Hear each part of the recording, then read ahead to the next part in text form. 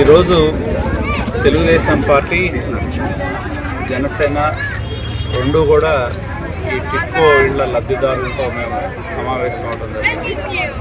ముఖ్యంగా ఏంటంటే ఈ యొక్క కాలనీ నిర్మాణం అనేది, టిక్కో ఇళ్ల నిర్మాణం అనేది పేదవాడికి ధనవంతుల ఇళ్ళు ఎలా ఉంటాయో ఆ విధంగా పేదవాడికి కట్టించాలి సకల సౌకర్యాలతో అని చెప్పి గత ప్రభుత్వంలో చంద్రబాబు నాయుడు గారు ఒక నిర్ణయం తీసుకున్నప్పుడు మన పట్టణ అవసరాలను కూడా దృష్టిలో పెట్టుకొని మనకి ఎలిజిబిలిటీ లేకపోయినా మనం కేంద్రంలో ఆ రోజున్న పెద్దలతో మాట్లాడి 2338 ఇళ్ళు నిర్మాణానికి ఇక్కడ శ్రీకారం చుట్టాలి.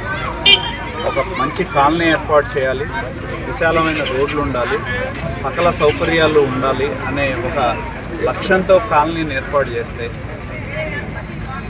ప్రభుత్వం మారింది, జగన్మోహన్ రెడ్డి ముఖ్యమంత్రి అయ్యాడు. ఆయనకు తెలిసింది ఒకటే, విధ్వంసం, నాశనం చేయడం. దాదాపు 180 కోట్లు దాదాపు మౌలిక సదుపాయాలు కానీ ఇళ్ల నిర్మాణం కానీ వీటన్నిటి కోసం ఖర్చు పెట్టారు. 165 కోట్ల రూపాయల దాకా ఖర్చు పెట్టారు. ఇళ్ల నిర్మాణం మొదలుపెట్టారు, ఇల్లు పూర్తయిన సౌకర్యాలు కల్పించారు. కేవలం ఏంటంటే తాగునీరు, ఓవర్ హెడ్ ట్యాంక్స్, చిన్న చిన్న పనులు మిగిలిన్నాయి. ఒక 10%, 15%.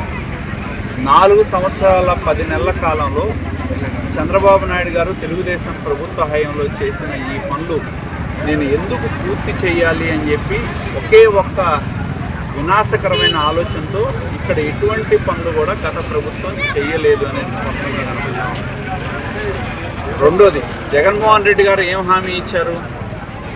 మీరు ఏదైతే మీరు కట్టాల్సిన డబ్బులు 1,00,000 రూపాయలు అయితే 50,000, 50,000 అయితే 25,000, 500 రూపాయలకి ఫ్రీగా, మిగతా ఏదైతే ప్రభుత్వం అప్పు తీసుకుందో అది మొత్తం ప్రభుత్వమే భరిస్తుందని చెప్తే ఇప్పుడే లబ్ధిదారులు చెప్తున్నారు.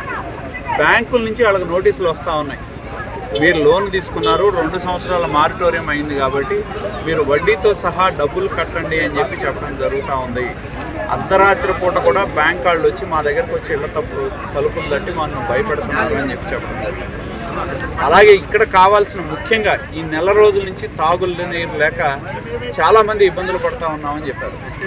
ఎన్నికలు వస్తున్నాయి కాబట్టి ఇళ్ళు అలాట్మెంట్ చేశాము అనిపించుకోవాలని చెప్పి తూతూ మంత్రంగా ఒక పెద్ద మీటింగ్ పెట్టి ఇదిగో మేము టిక్కో ఇళ్ళు ఇస్తున్నామని చెప్తే ఇవాళ అద్దెలు కట్టలేక ఇక్కడ పేద కుటుంబాలు ఇక్కడ చేరితే నెల రోజులు రాగా నీళ్లు రాక అసలు ఎందుకు వచ్చామరా బాబు మహాప్రభు ఈ కాలనీకి అనుకునే విధంగా ప్రజలు తీవ్రమైన ఆవేదనను వ్యక్తం చేసిన పరిస్థితి మనం చూడటం జరిగింది.